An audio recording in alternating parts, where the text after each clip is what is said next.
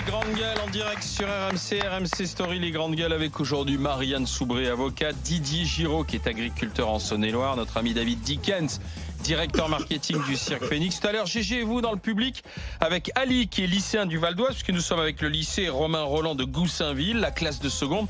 Et il veut refaire un GG et vous avec Didier parce que tu as minimisé, mon cher Didier, tout à fait, l'impact de la chanson d'Aldebert. Oui. Tu sais, faire pipi sur un flic, faire sauter faire sauter la classe à la dynamite. Merci, bravo. Bah, attends le dialogue tout à l'heure, Didier, Ali, au moment du GG et vous. À 11h45, il est temps d'accueillir notre invité pour le grand oral des GG. RMC, le grand oral des grandes gueules. Elle est avec nous sur RMC Story. Elisabeth Chungui, elle anime les magazines Indice et Ciné Story le dimanche à 20h55.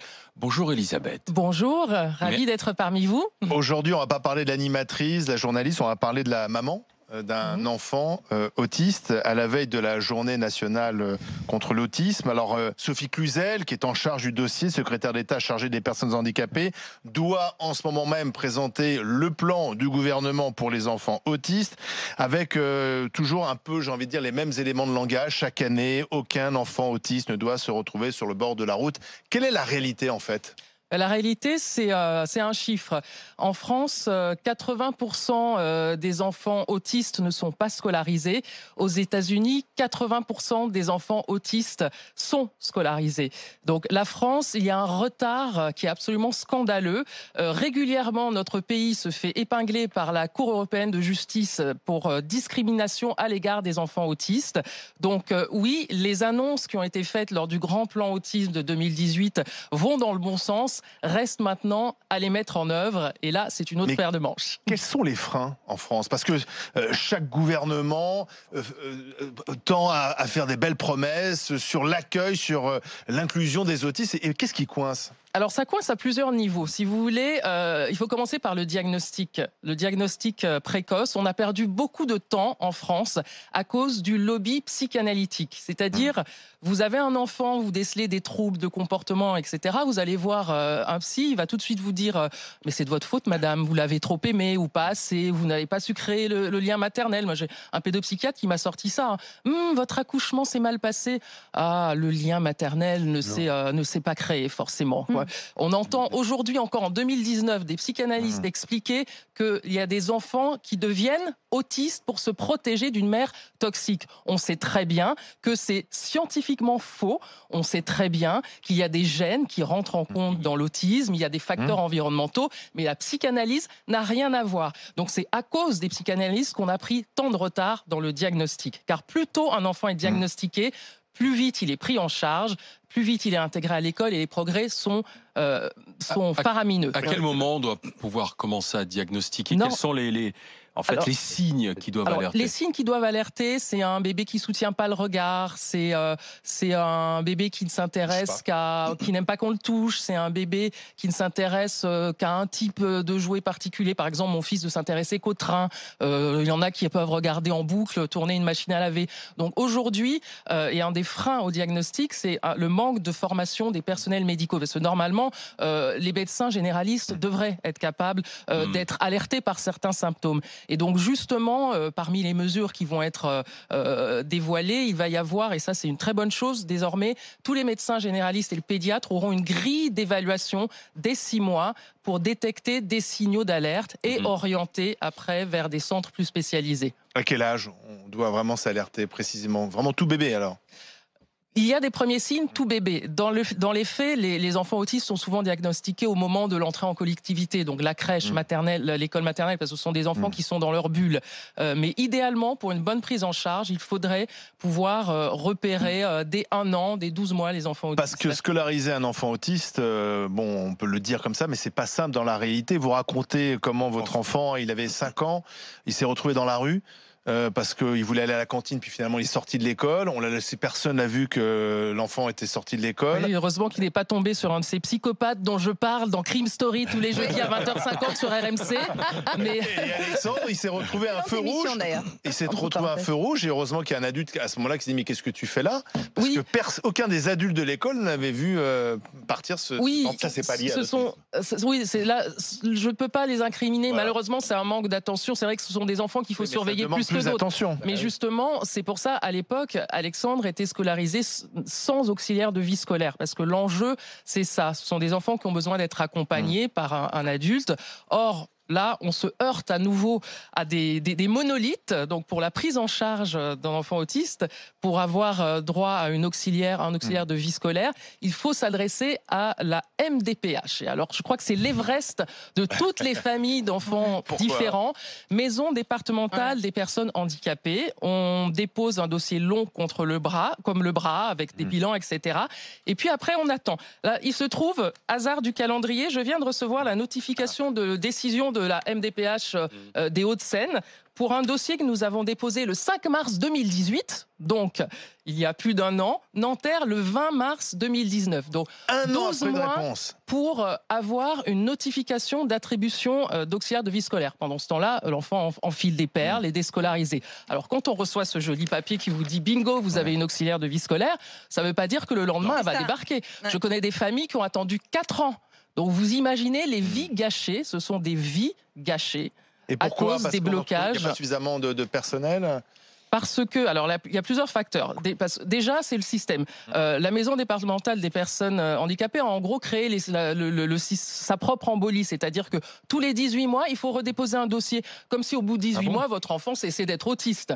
Donc là, parmi les mesures qui vont dans le bon sens et qui vont être prises, il y aura la reconduction à vie.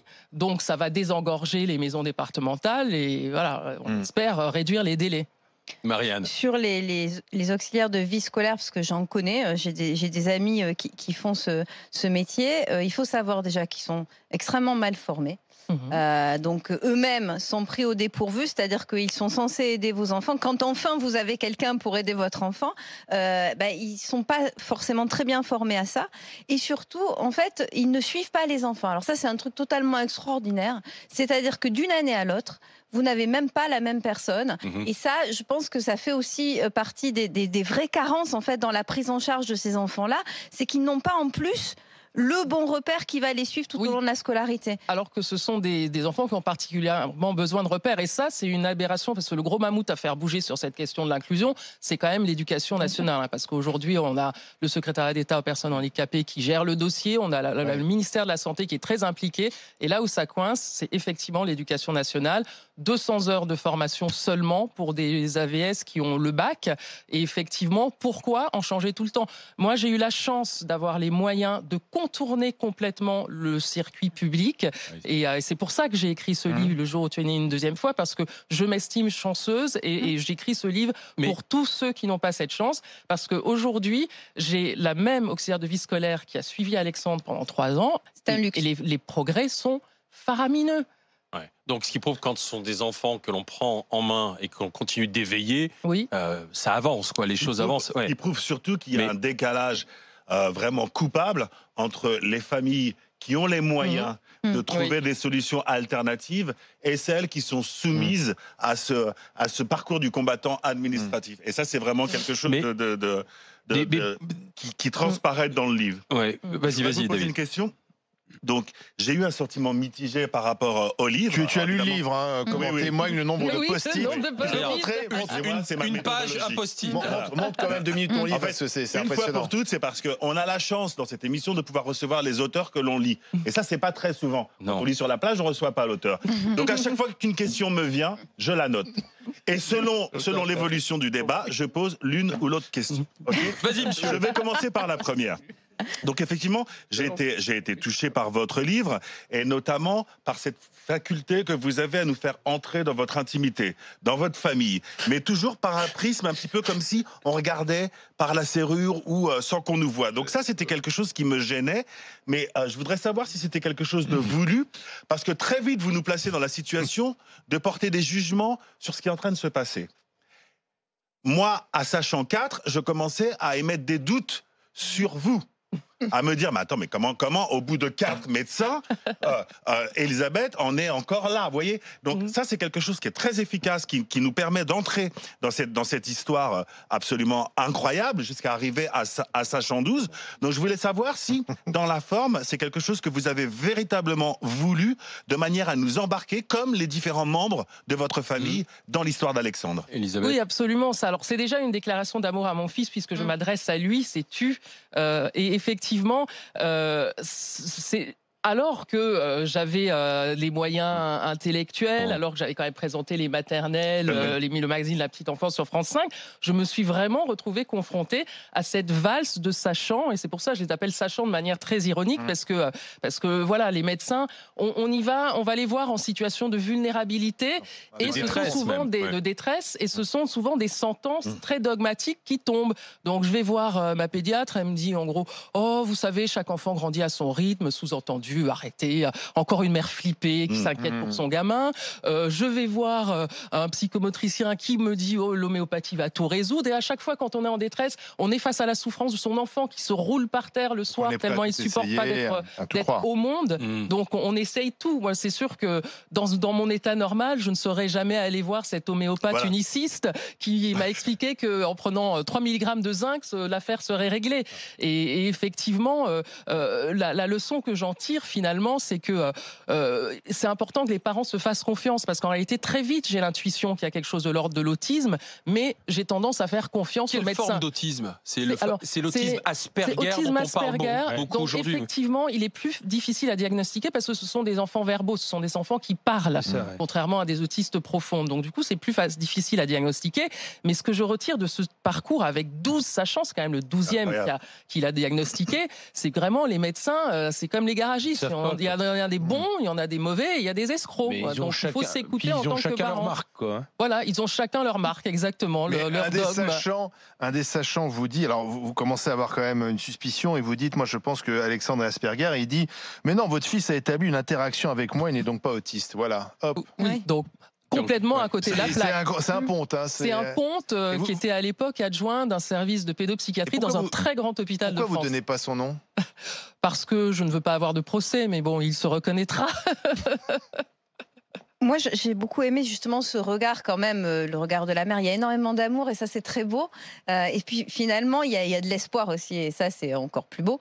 Je voulais juste dire, parce que c'est un handicap que je connais pas et j'ai été très touchée par un documentaire qui s'appelle Le cerveau d'Hugo je voulais savoir vous ce que vous pensez justement sur ce genre, parce que je trouve que votre communication est bienveillante. Le cerveau d'Hugo, c'est aussi un documentaire extrêmement bienveillant et alors que d'autres, pour ne pas la citer, il y a quand même une autre personne qui a un enfant autiste et je trouve que et je trouve qu'elle parfois elle a eu des paroles un peu plus dures que les vôtres. Enfin, alors, attention parce que je connais Églantine et son fils souffre d'un autisme beaucoup plus lourd, beaucoup plus sévère, donc c'est avec des problématiques beaucoup plus lourdes. Il s'inflige des souffrances aussi. C'est pour ça que chaque enfant autiste est différent. Mais alors attendez. Justement, question dans un instant, mon cher Didier Giraud. D'autres questions avec David, avec Marianne. C'est Elisabeth Chungui qui passe le grand oral des GG. Le livre, et on vous le conseille, Le jour où tu es né une deuxième fois, c'est aux éditions Flammarion. Et les informations sur l'autisme, c'est à l'occasion de la journée mondiale justement de sensibilisation à l'autisme qui est demain. Restez avec nous, Elisabeth, suite du grand oral des GG dans un instant. RMC jusqu'à midi, les grandes gueules.